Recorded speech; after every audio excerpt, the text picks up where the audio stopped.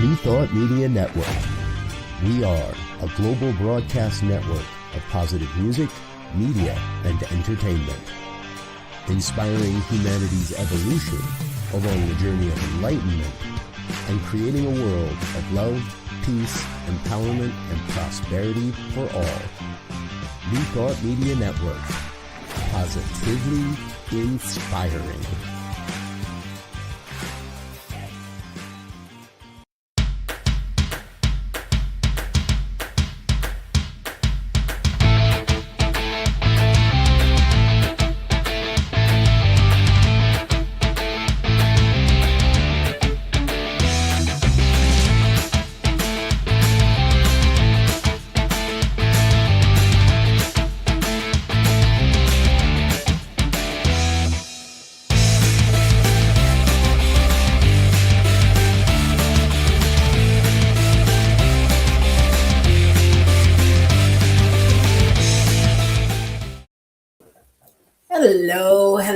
Hello.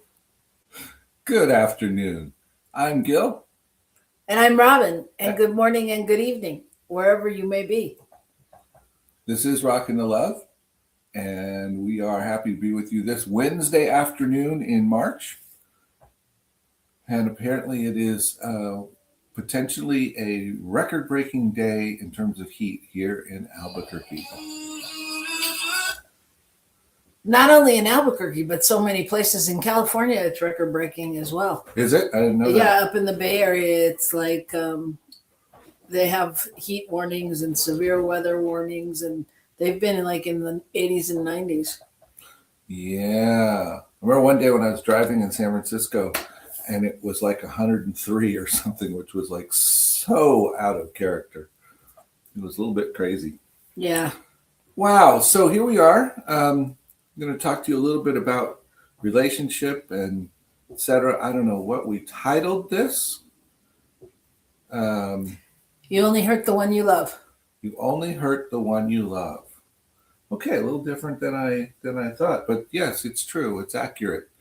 And so we'll be talking about that, figuring out how to bring oneself back into alignment with oneself and with others in order to move beyond those times when we might be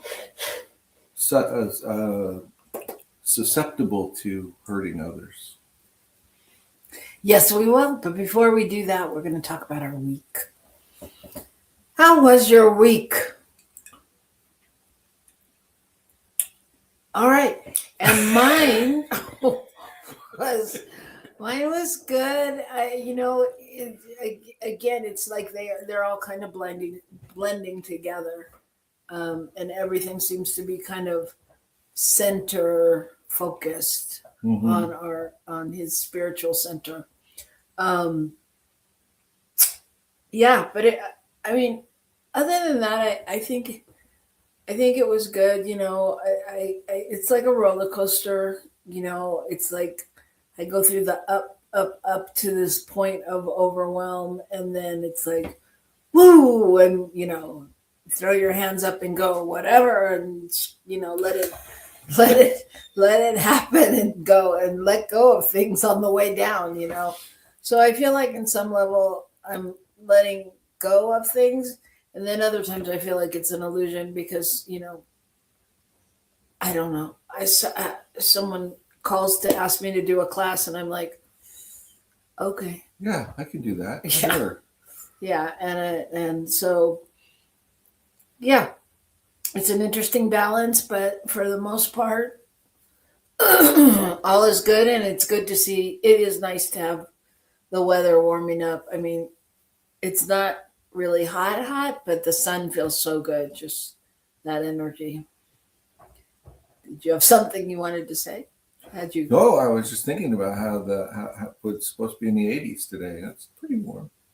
It's not overly warm. Hello, Shay. Good to see you. Thanks for dropping in. As usual, we love to see you. And we love to see everybody. So if you are with us or thinking about being with us, please speak with us via the comment section. We have that's one of the ways we're able to keep the shows moving in the direction that supports the listeners. When we know what they're thinking, or when we hear their good ideas, or etc. So there you go.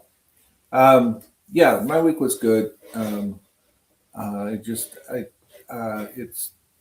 It sometimes feels like more than I want. I realize how much physical activity I need. I need to just do stuff I can do, even though a lot of my stuff that I need to do is not physical. But I have to do more physical stuff to keep up with the other. Good Because to know. my brain does not. My brain goes into overwhelm. Yeah, and I think that's really important. I mean, I actually think that's a whole separate show about, taking care of yourself, because it's true. You realize how much activity you need, and everybody's different, but there's a certain amount of physicality, there's a certain amount of making sure you're eating right and putting the right things in your body to fuel it. And I was looking at some articles on that and just thinking about, I'm going to speak for us, that it goes in phases. It's like other people like seem to align with the program and then stick to it. That doesn't seem to be our pattern. And I know that's not the pattern for millions of people in the world, because, every year, people sign up for a new gym membership on the first day of the year, and so, yeah, I think that's super important, at least to be conscious of what you need. So that's great. Yeah, and I think for me too, it's beyond even physicality, but it's working with my hands. It's doing something that I can do this way that doesn't only require thinking and typing and and listening. It's interesting. It's really interesting because I love all of that, and I think I'm finding that I do have a need for balance. Maybe that's it. It's not really that there's a breaking point. It's just that I need to have balance. Yeah. To maintain that. Yeah, and even if it's it's like consistent balance. It's not like work, and then you vacation, or then you get back in the habit of riding your bike, or it's like, how do you blend both? So I think that's a great show topic, actually. How do we blend our needs? Right. But that's not the topic for today. The topic today is you only hurt the one you love. Maybe I should have said you always hurt the one you love. Yeah, because if you only did it, that would be different, I think, too. There you go. You always hurt the one you love. That producer is so quick on his feet, I can't tell you. God, we're grateful for Michael Mangus. And we're grateful for being on New Thought Media Network, which you can support us doing by making a donation, because there it is, the QR code. So if you can do that, what's happening is that everything's up leveling in the world, as you probably well know, including New Thought Media and our shows. And we are giving to be on the air and making sure that, that everybody's needs can be met. So if you have the opportunity or possibility to be able to do something like that on a consistent basis, that's super helpful. I know we have users who have donated. I know John Chastain has been out there and gotten on a rotation of donating, and I'm sure there's others. And if it's not you, you know who you are, and we'd love it if you could. And my producer is chomping at the bit. I think he has something to say back there. Maybe he's just adjusting. Maybe he's just chomping. No, I'm just chomping. Excellent. Okay. Well, I know how passionate you get about this giving thing, so I didn't know. Oh no, I'm not. What do you want? No. I'm going to let you do the fundraising for right now. I'm just busy, here at New Thought Media Network, here at Central Studios. There's all kinds of stuff going on. So, yeah. So All right. I'm going to let you do the fundraising. Yeah. But again, if individuals can please help the show, we'd really appreciate it. Just go to the QR code. And again, just do your very best. And, whether it's $5 or 10, we're looking for, again, some committed donors. $5 to $10 a month is good to start. We're looking for people again, for this show. We're looking for 4 people to give at least $25 a month in benefit for this show. And again, the money does go into New Thought Media Network's general fund. But again, if you can help us find, again, the QR code's maybe up there or up there. That's where it is. All right. I'm done. Thank you. Okay. Thank you. Bye. Anyway, so that's the story. So we will be talking about that after our break. But for now, it's time for the good news. Share with the good news what you've got, brother man. Well, I found an article about a lady who is a waitress, and she's an immigrant to our country, and she has served more than 270,000 meals to homeless people in Florida over the last 15 years or so. Wow. She started in 2012. And she started by just, buying a little bit of stuff herself and making 20, 30 meals. And then she increased it. And her family's helped. And then she eventually got other businesses to participate in donations and, created a nonprofit. And right now, she feeds around 175 to 200 people on like a daily basis. Wow. Yeah. So when other places were shutting down during the COVID time, she actually increased. She was serving around 600 meals then. Wow. Because everyone else had closed down. It's crazy, but it's a vision of this one person who decided that she could make a difference. And instead of figuring out why she couldn't do it, she just kept doing little pieces and started where she could, which was with the first 20 or 30 people she could feed. She couldn't start with 600 meals. That wasn't going to work. But she could start with where she was and figured it out. And I think that's pretty cool. That's very cool. It's encouraging for the rest of us who don't want to start things till we know we can do it really big. Right. Or do it the right way. Right. Oh, you got to watch those immigrants. Yeah. That's great. And that's amazing. My story is about a man named John Bradford, who's the visionary and founder of Phyto Alert. And he has a mission of wanted to create a product that was a part of a social mission where he would make it free to every pet owner in the hopes that everyone in the world would sign up. I mean, everyone in America so far anyway, that your pet and it's an extra layer of protection when your pet gets out. And the reason that this story spoke to me is because I don't know if any of you all have that, like that next door feature in your neighborhood where it tells you the news of what's going on and people put their stories up there. I can't even open it anymore because everything is about a lost or a found pet. And everything is a story about that. And I'm like, what's wrong with people? Why don't they fix their gates or whatever's happening, but it's always like their cat or their dog snuck out in, some way. And so, and being pet owners ourselves, we know that question can be asked of everyone because we all know that our pets are smarter than us. They figure out how to get out. Yeah. So I actually went and did this, and what you do is you go on to the site, and the pet owner creates a profile for their dog where they can register their pet and manage the information. They add emergency contacts if they want. They can add pictures. They can enhance it. But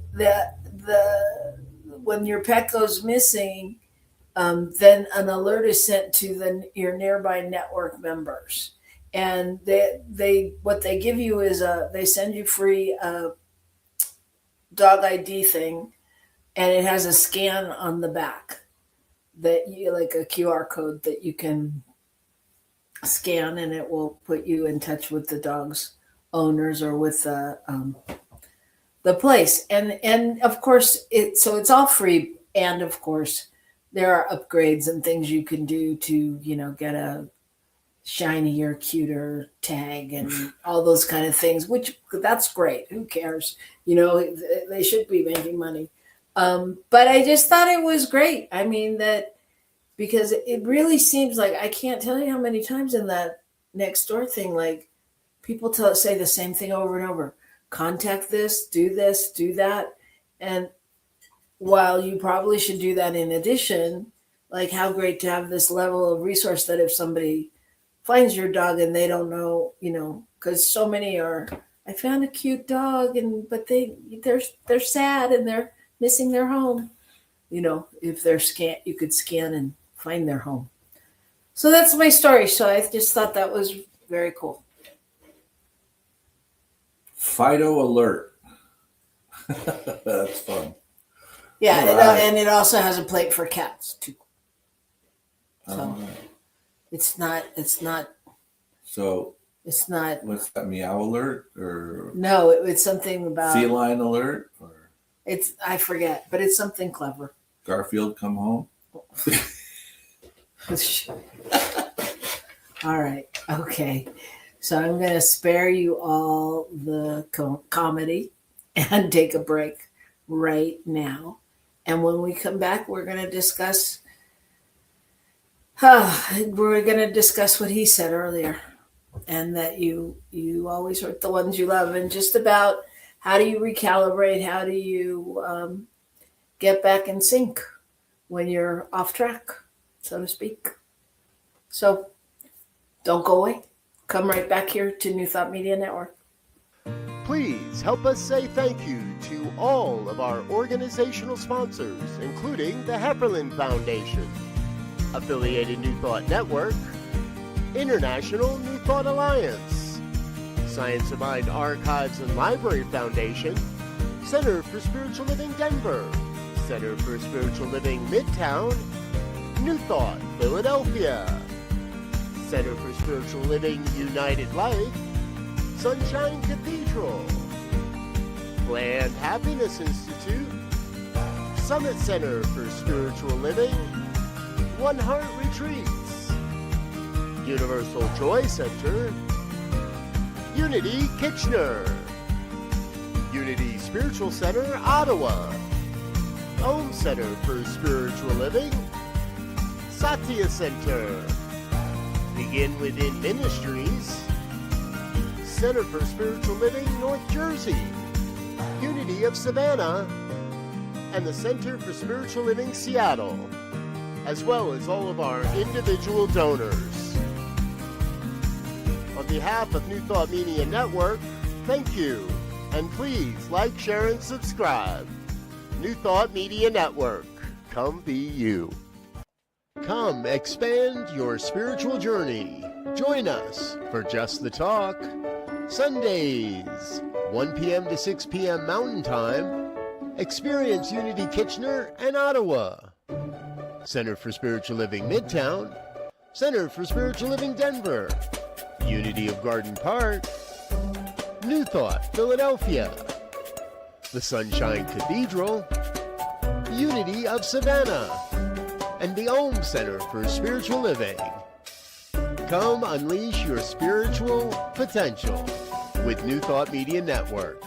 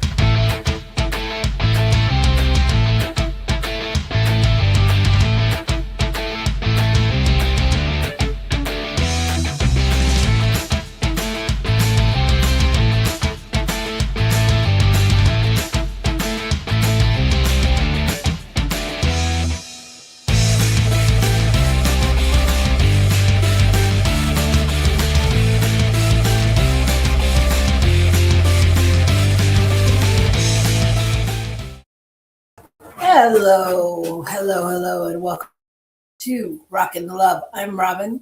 And I'm Gil. And today we're talking about You Always Hurt the One You Love. So, this is a show and a talk and a deep dive into recalibrating after a time when your relationship doesn't flow, or when you have things going on in your life that may take you out of sync with where that loving presence that you would like to be. I think what's interesting about that is that in fact we take ourselves out, I think, with ourselves quite often. Yeah. I mean that's the root of, or at least that's a major part of the rest of it, because we can't even access the loving of ourselves.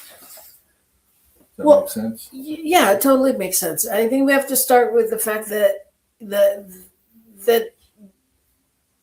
there's a myth that when a relationship is good, it's good all the time. That's a myth? Yes, you've proven that. I've proven it. Oh, here we go. You picked the topic, baby. But no, there's a myth that, that things can be all good all the time. Yeah. And that's just not true. I mean, because life happens. Well, it's also a myth about what perfection is, and, what good is, and all of that, and how do we judge it? All those things come into play. But I believe that we get, we often find ourselves in a place where it doesn't feel the way we'd like it to. Okay. And I think that's the case for, for oneself, and then moving into the next level of whoever else is around. Yeah. So, I mean, I think that the thing is, what does that mean? I mean, what does that look like, and why does this happen? Well, I think it happens when I'm overwhelmed and overloaded and feeling, I think there's a feeling often of some level of powerlessness, because it doesn't feel like there's any way to respond to all the stimulus that's coming in. There's just not enough bandwidth or knowledge or whatever it is, which only then moves toward the place of having less patience for stuff coming in. And then, of course, whoever is safest gets the brunt of the frustration. Yeah, I think that's definitely true. I mean, I think that there's, when we're overwhelmed, or when we're feeling, emotionally backed up, like we have unspoken fears and pains and things, that it gets messy and it leaks out sideways, Yeah, and I think too, I hold a lot of stuff in. We hold a lot of stuff in. We hold a lot of things in, thinking that it's not really safe to share them. And I think that contributes to some of this, because it feels like we can't get to the root of what we're feeling. Mm-hmm. We can't really go there, because it's not going to be okay, or it's not nice, or it's whatever it is. And often it may not sound nice, but that's not really the point.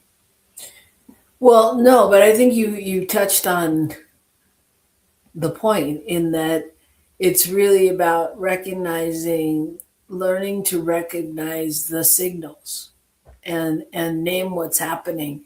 And so when you're feeling a certain emotion, overwhelmed, out of sorts, whatever, like if you can name it within you, then you can at least return to a space of connecting with your real intention rather than going into battle. Right. Right. And I think, in some ways, well, I'm sure in many ways, we all create our own overwhelm and tension in the sense of there are things that we don't deal with along the way. And then when we get overwhelmed, it just comes out without the same kind of love and grace and compassion that we might normally communicate with, because there's a pressure that feels like one isn't in control and is trying to regain that control. I think that's technically what we're doing when we lash out. I think many times, I think there's other things besides, I mean, yes, control, but like you said, it's control of yourself. Mm-hmm. It's finding your inner space. Yeah, because I feel out of control. This happens. So yes. And when you feel like that, your internal system is at a place of like overwhelm and capacity, and even like a tiny thing feels like pressure. So even when you're at capacity and I'm trying to help by saying, do you want me to make that phone call or something, that brings you more stress. And then the closest person becomes the release valve place where, whatever happens, happens.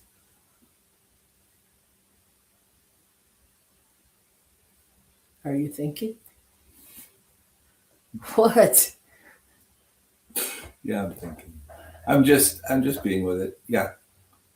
I mean, I think all of that is accurate, and I think it happens. And sometimes it's really hard to recognize what's going on. But is it? See, that's where I get confused on this. I mean, I get that it may take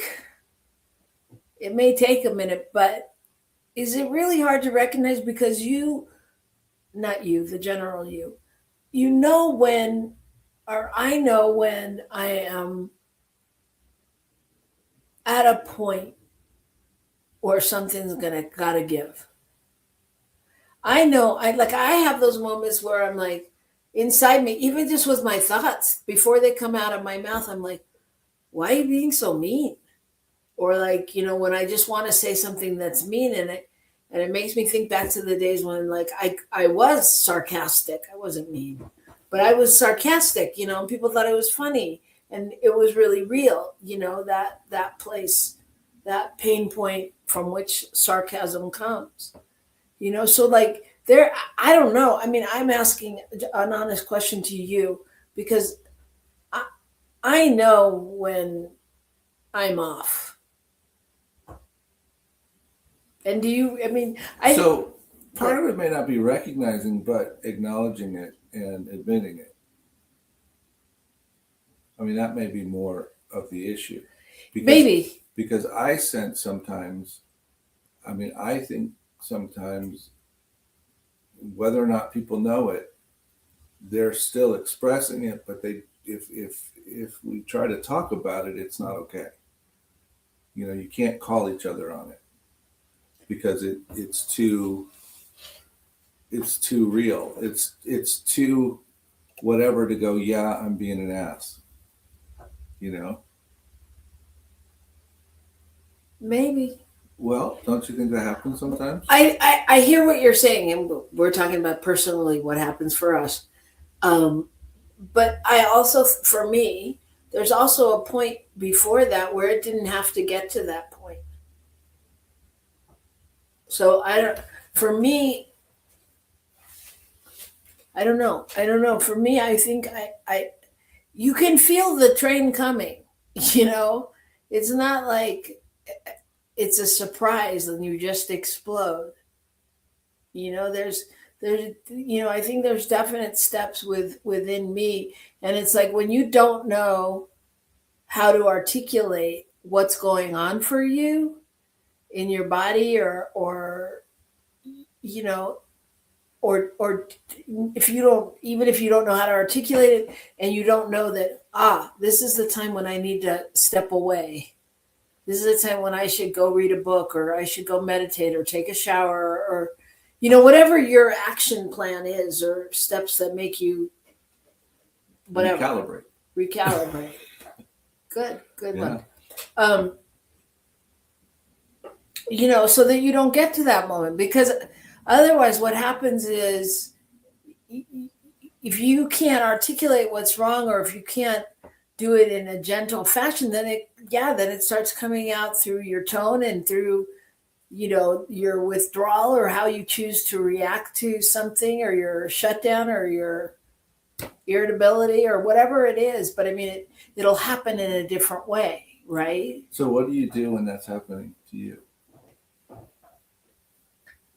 I do a lot of breathing.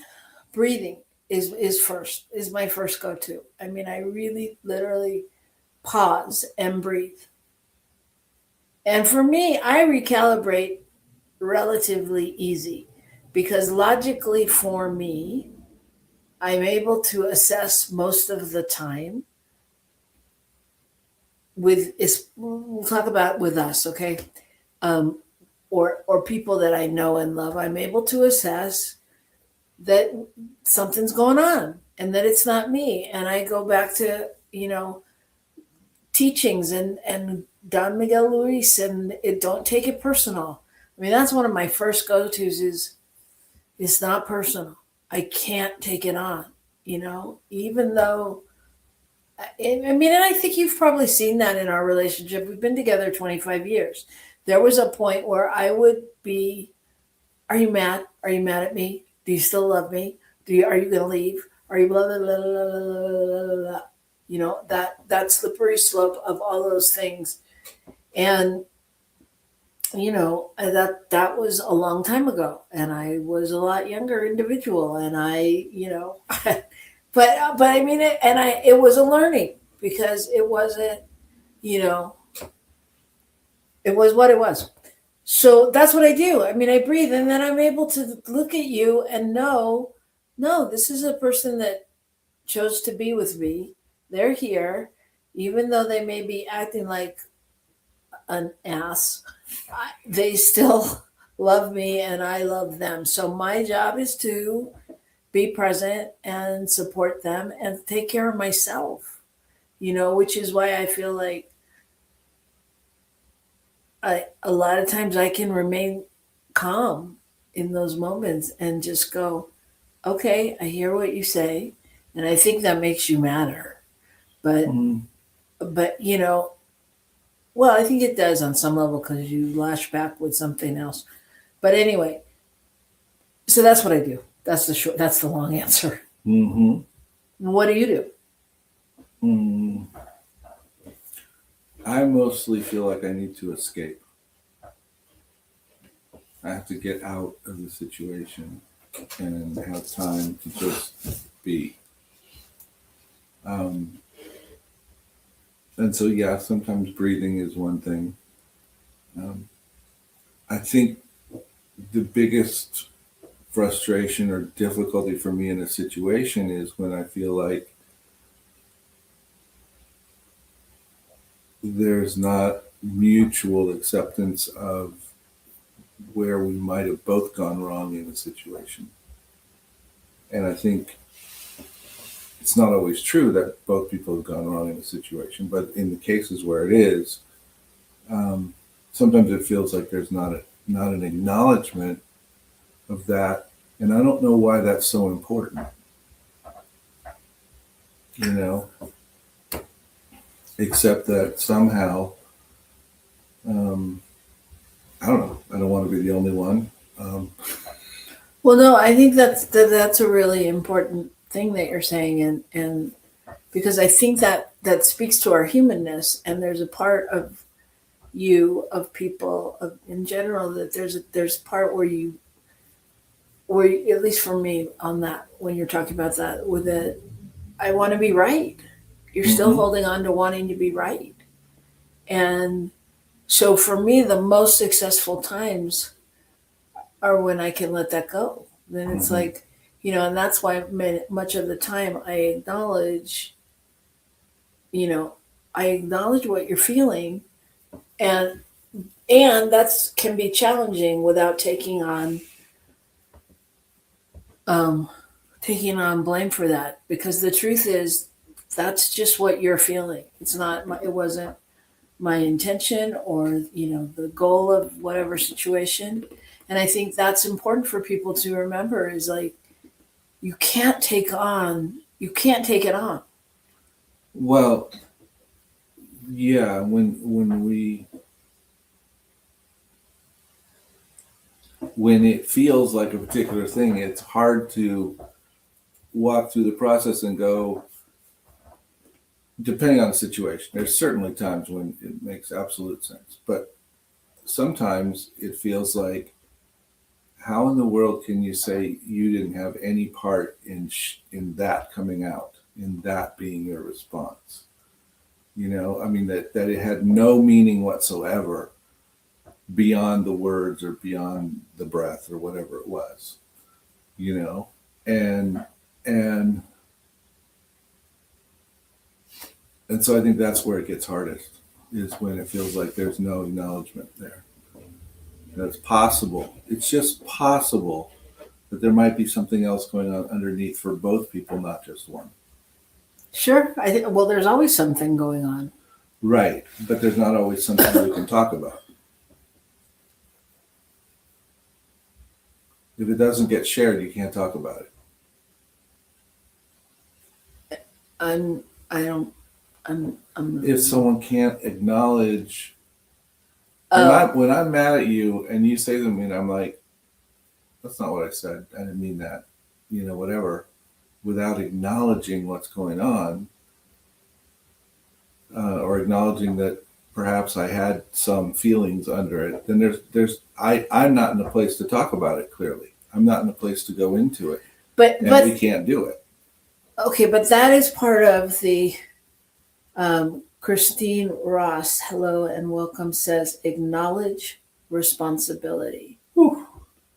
Yeah.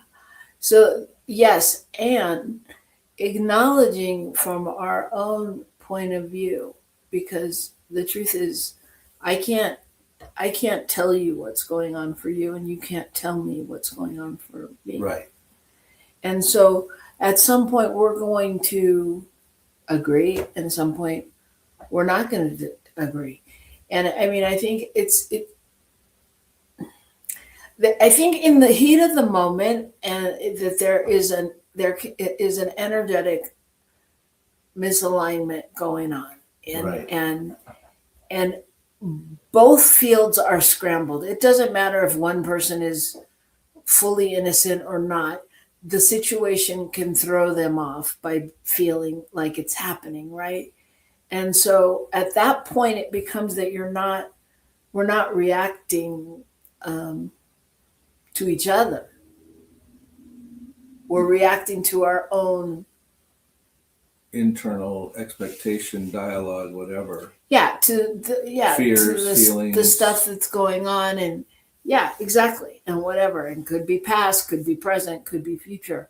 But here's the thing. So when that happens, what do we do? How do we, move from one place to another? Well, somehow, and I think you alluded to this or talked about it earlier, didn't say the word, but there's something about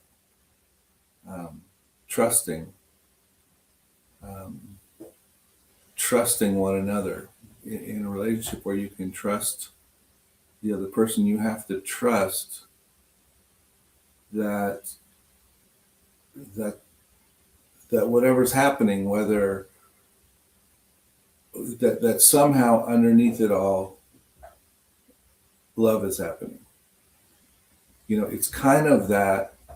It's kind of that thing of we talk about all the time in spiritual circles, is about how we see the perfection, even though what is on the surface doesn't quite look like that. And when we can see through to each other and trust that knowingness about who that person is still true, even in the midst of whatever we're experiencing. Yeah, I think that that's true. Absolutely. And I also think that, what we when we look at it from that metaphysical lens, that we have to think about, what's being reflected back to us, right? And what is showing up for us to heal as well. And, I think in some moments are good and some moments are not so good. I mean, some moments you don't see, you can't see the good, and I think that's really important. But that's all part of the need for recalibration. And I think probably part of that piece is not only knowing what we need for ourselves, but being open to what other people need for themselves, and opening the space for that, for them to do what they need to do to get recalibrated, to be able to come back, to be able to enter into some kind of relationship without that other layer of angst on top of it. And sometimes it's not going to dissipate unless somebody has the opportunity to physically do something, to get away, to I don't know what, breathe, meditate, whatever it is. Yeah. But we're not always in a place when we're in that frustrated place to let the other person do what they need. Does that make sense? It does make sense. And I'm just thinking, so on some level, I think that's part of the work, is, and I think that's part of it so we're in a romantic relationship anyway, but I think it transcends to, even if it was your boss, your coworker, your whatever, is can we assess what's really happening, what's really going on, and be the space that anchors the knowingness that something else is happening, and not taking it on in the same way, not reacting, but actually allowing the space to open up a new place of healing almost, and to really anchor and invite us into like a deeper self-awareness, a deeper knowingness. And if if one can balance, then sometimes the other can balance, right? If one can anchor, the other can balance. Yeah, what's coming to me is working with people all the time. There are times when people want to storm out. They want to they want to blame a bunch of stuff on something. They want to be angry. Not want to be. They're angry. They're frustrated. And so all this stuff comes out.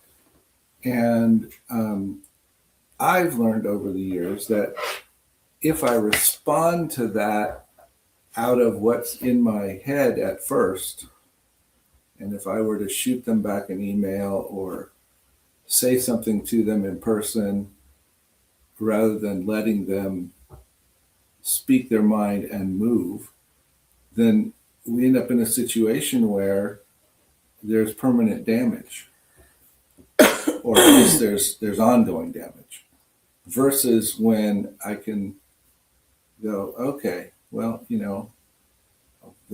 when they come back, we can have a discussion, or I can, just say, sounds like there's a lot, let's talk another time, those kinds of things. And I think that's true in all situations, but in some ways it's easier to do in those situations than in romantic relationship situations. But when we can, if we're in a work situation where we respond immediately to someone's upset, then we're likely to end up with poor results. If we can give some kind of space for them to be angry and go on, then we might come to a place of working things out later.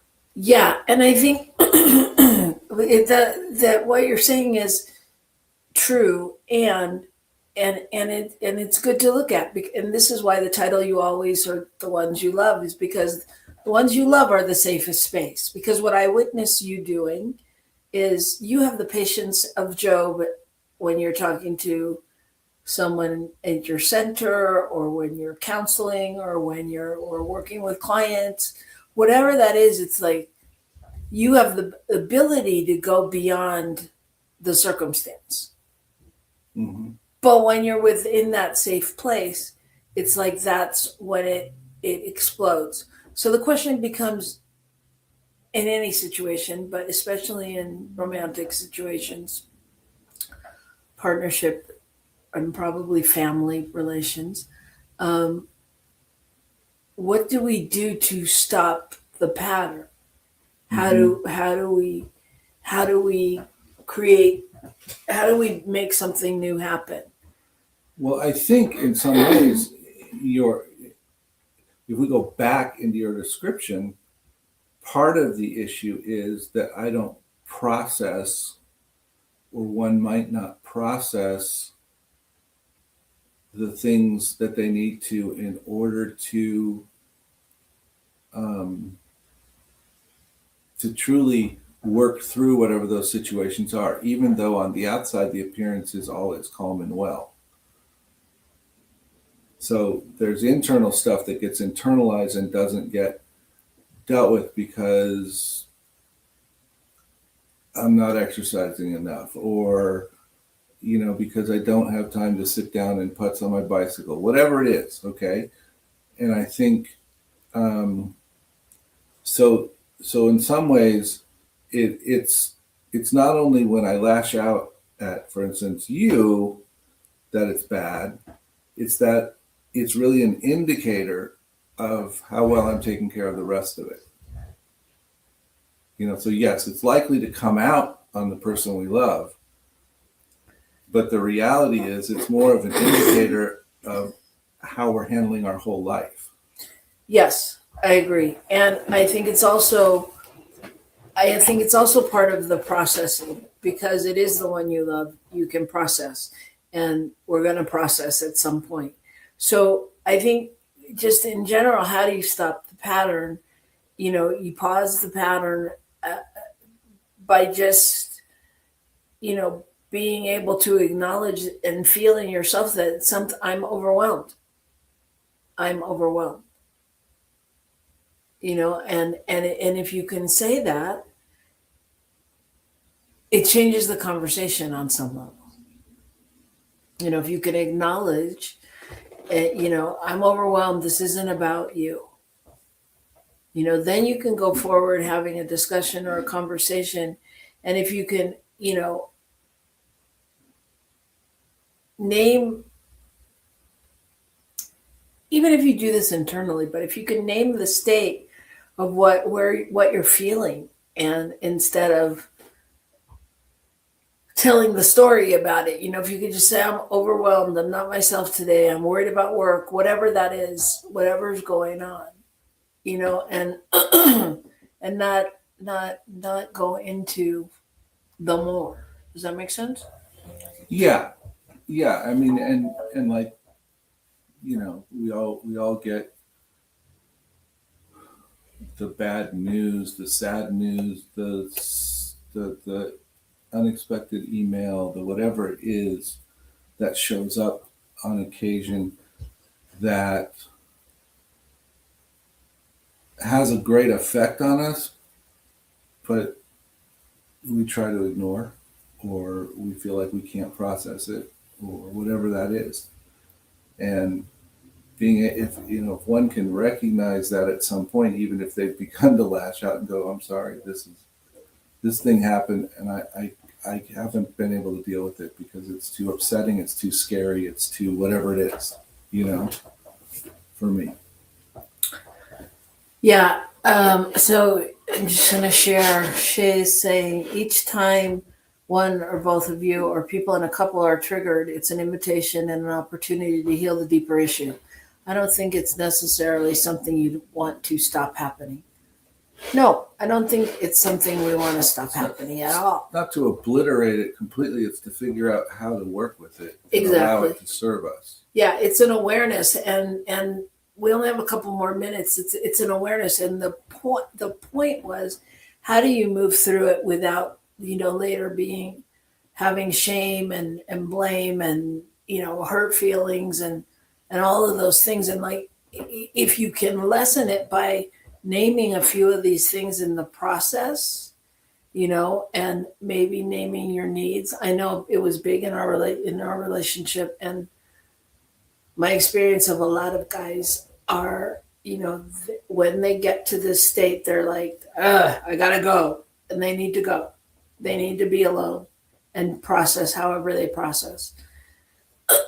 And that's one thing. But if you can you can create a system or name it, or a bridge statement that holds the space together, like Gil knowing my buttons, might create a situation like, I love you right now, and I'm struggling, and I'm worried, and I'm overwhelmed, or whatever it is. I don't want to take this out on you, and I need a moment, and I'm not upset with you because, I jump right to, he hates me, and so it's like, if you and your relationship can create that bridge moment, that at least gives the space for the other person's internal clock not to start ticking and creating, oh my God, what's happening? This is happening, because we get lost in our own drama. Right? Yeah, absolutely. Yeah.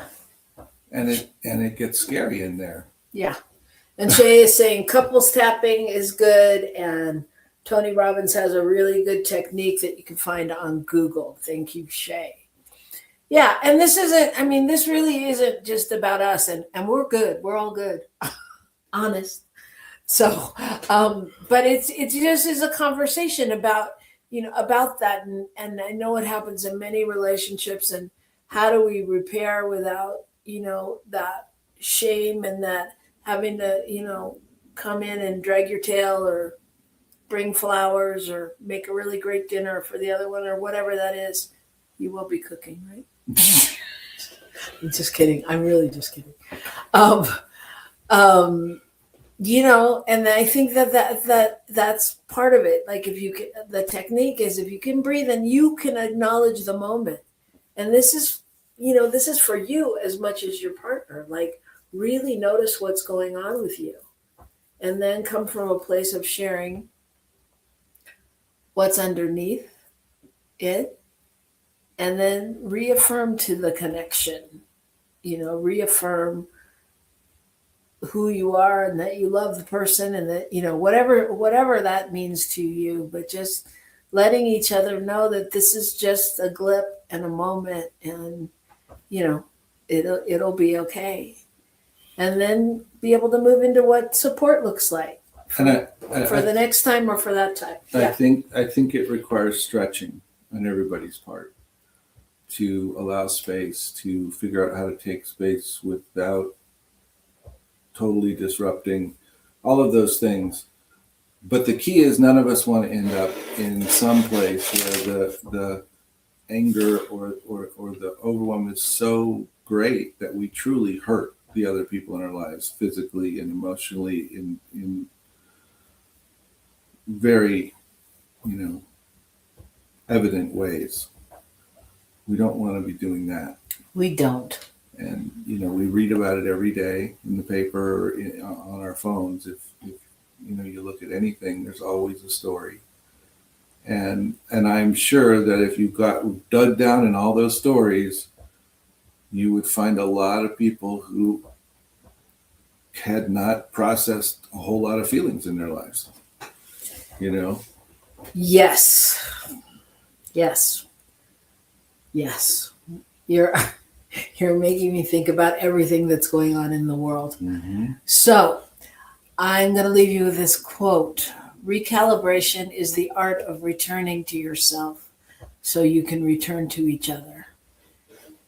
So I think that that's, the whole topic of recalibration and really being able to come to yourself is the most important thing. And you got to rock the love with yourself to be able to rock it with anybody else. So that is the story for today. We appreciate you participating and throwing in your comments. We love that. And again, we appreciate if you make a donation. We love that. And we love you. So join us next week and we'll see you here. Bye. Rock the love. Rock on, everyone.